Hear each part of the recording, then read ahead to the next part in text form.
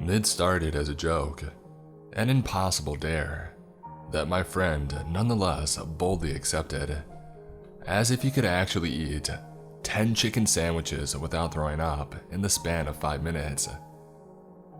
These weren't your manageable, run-of-the-mill chicken sandwiches.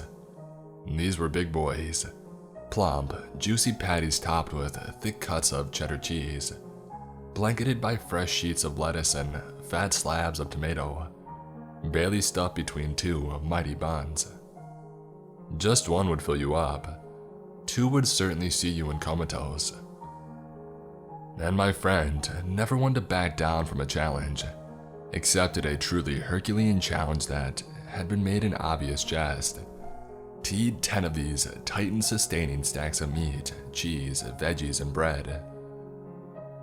While on our way to the restaurant, all I had said was, "God, I'm so hungry, I could eat 10 of these things." And to this, my friend had responded, "You can barely finish 1. I could eat 10 if I were hungry enough." And from there, the usual nah-ahs and yah-ahs were spoken, and the challenge was unexpectedly legitimized and accepted. As one might guess, these sandwiches were not cheap. So, I offered only to pay for them if he ate them all. He accepted these terms and purchased them himself.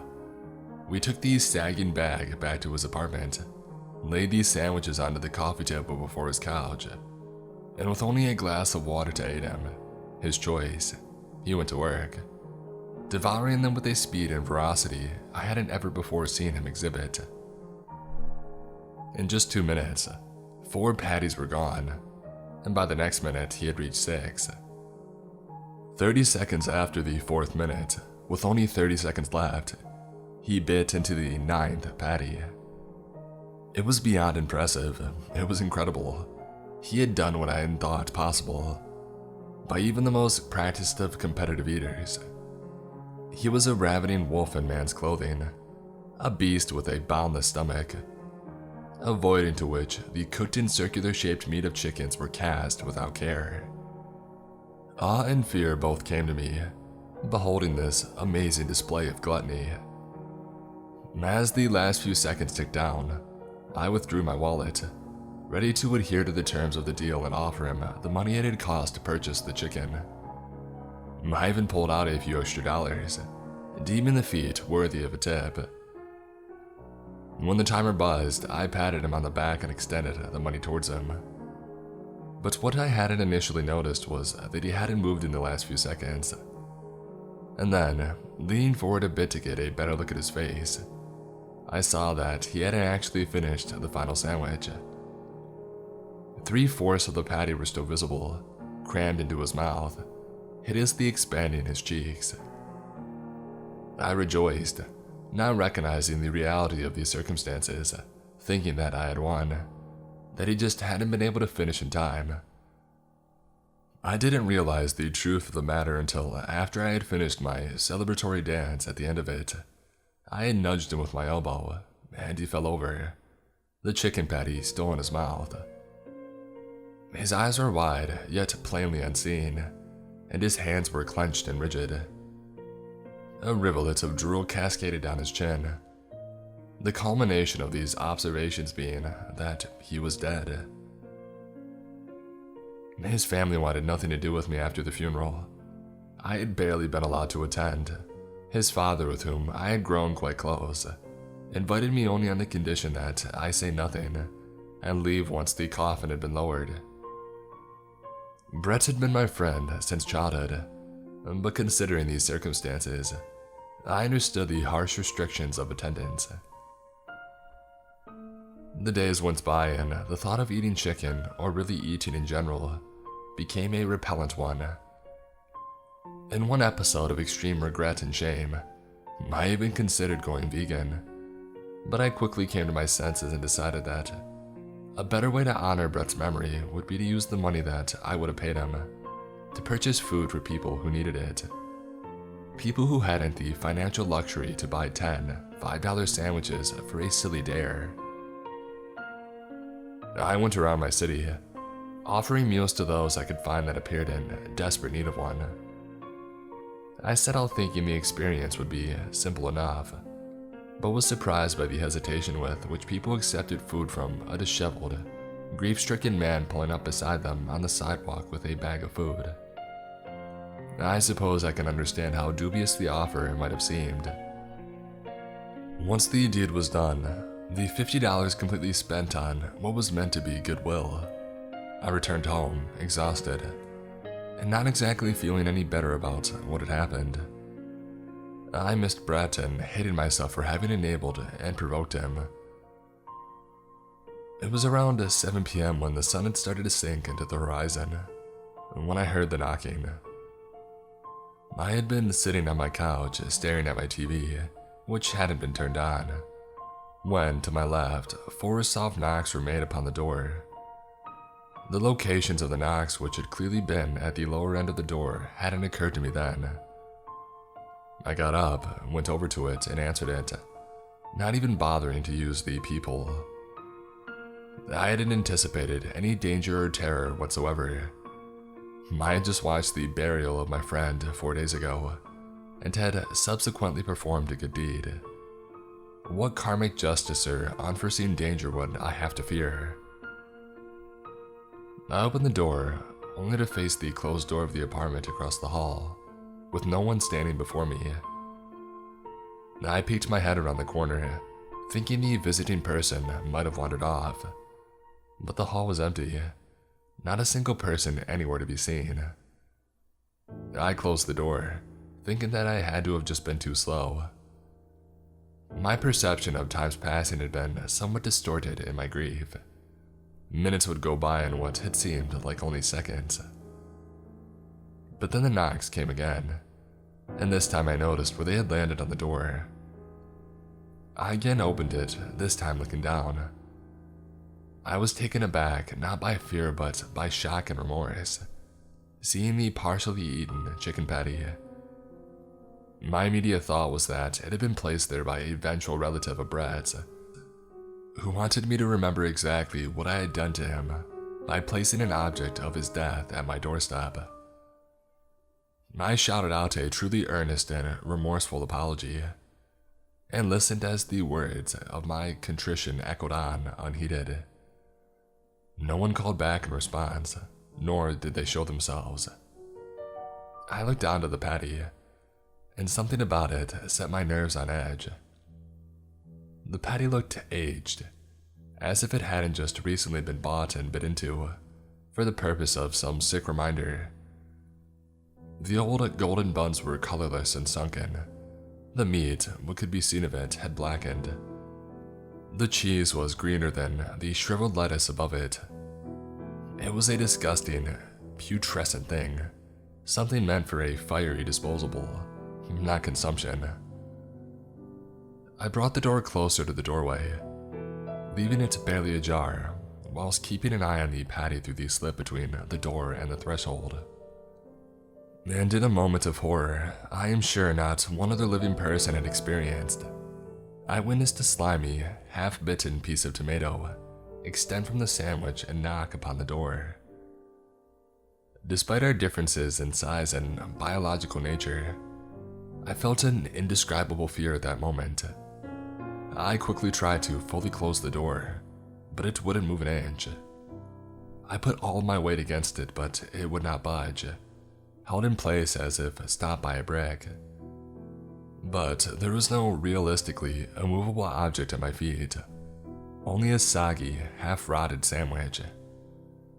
Panic drove me to throw myself at the door. I hadn't yet abandoned the sensible belief that I could overpower a half-pound object. Before I could complete the third collision, the door was flung open, striking me bodily and sending me falling onto my back. I laid there, dazed, holding on to my wounded shoulder. I heard a loathsome sound near my feet, a sort of squelching that sent shivers of disgust and fright throughout my body. I tried to sit up, but a sudden weight was placed upon my chest, pinning me to the ground. Angling my head forward, I saw that the monstrous sandwich had landed upon me. Somehow, it had not only prevented the door from closing, but thrown it open.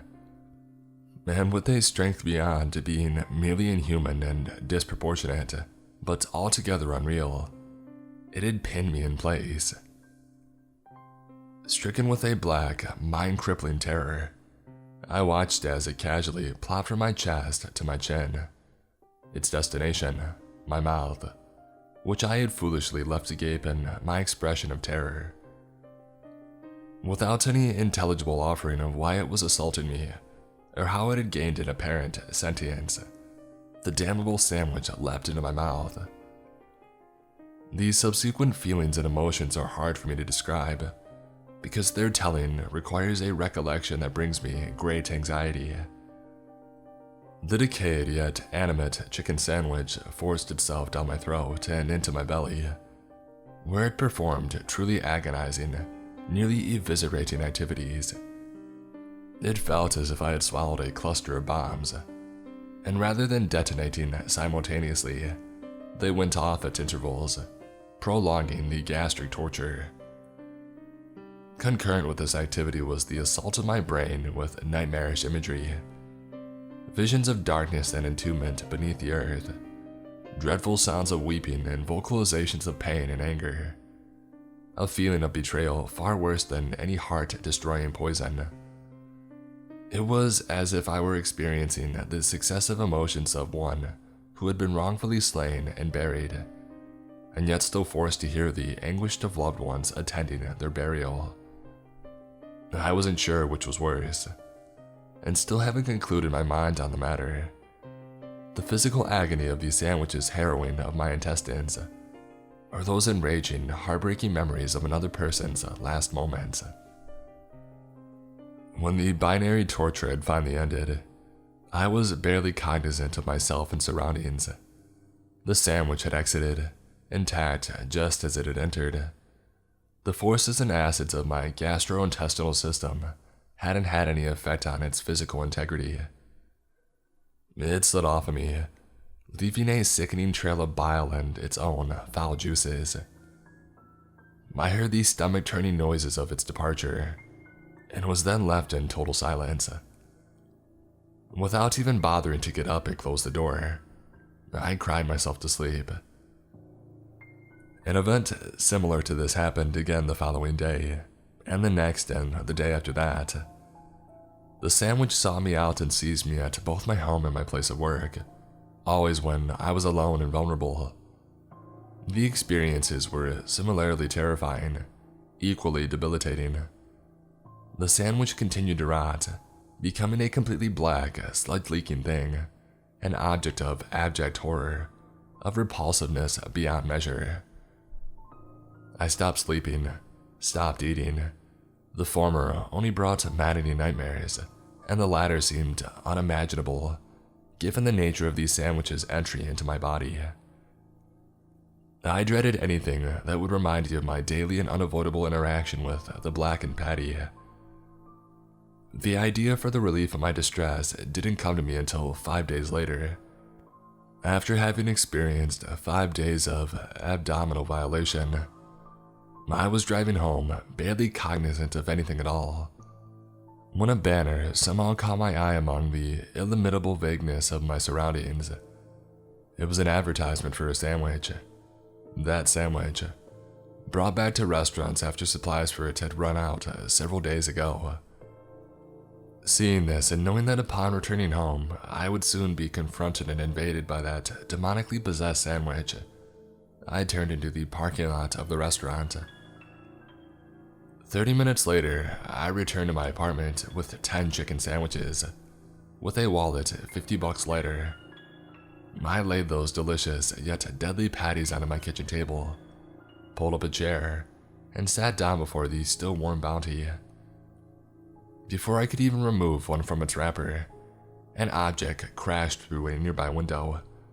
I turned towards it dispassionately, having already expected its arrival. It sat, unmoving on the floor, although I had the impression that it was watching me, waiting for me to do the predestined deed. I turned back to the pile of sandwiches, unwrapped one, and began eating.